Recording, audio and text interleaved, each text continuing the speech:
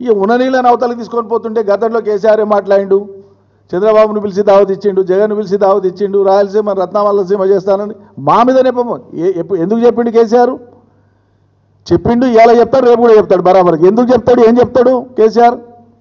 తెలంగాణ ప్రాంత ప్రయోజనాలు నెరవేరినాక, ప్రాథమికంగా మా ప్రయోజనం నెరవేరినాక, మా ఆకలి తీరినాక, మా దప్పు తీరినాక, మా సాగుబడి ఏలినాక తప్పకుండా మిగిలిన నీళ్లు ఇతర క్షామపీడిత ప్రాంతాలకు పోవాల్సిందే, రాయలసీమ ప్రజలకు కూడా న్యాయం జరగాల్సిందే. ఇది ఆనాడు, నేడు, రేపైనా మేము ఇది మాట్లాడతాం, దీనికి కట్టుబడి ఉన్నాం మేము. నువ్వు తెలంగాణను గాలికి వదిలేసి అవతలకు సాయం చేసేటువంటి విధంగా నువ్వు మాట్లాడతావు. రోజు తెలంగాణను తేలిక చేసి మాట్లాడతావు, 10 ఏళ్ళ తెలంగాణను అవమానించి మాట్లాడతావు. కేసీఆర్ లేకపోతే నువ్వు ఎక్కడన్నా నాకు అర్థం కాదు. ఇది తమాషాగా ఉంది. తెలంగాణనే లేకపోతే నువ్వు తెలంగాణ ముఖ్యమంత్రి ఎట్లయితావు?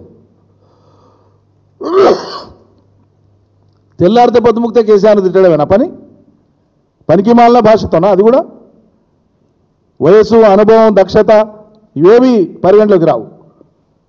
అంత హేళన చేసి అంత కడుపులో తీవ్రమైన విషయంతో మాట్లాడితే కానీ నీకు అది తృప్తి జరగదా?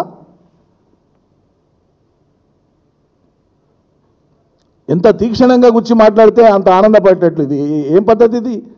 ఇదో రకమైన మానసిక రుగ్మతనే అనిపిస్తుంది, నాకు అర్థం కాదు.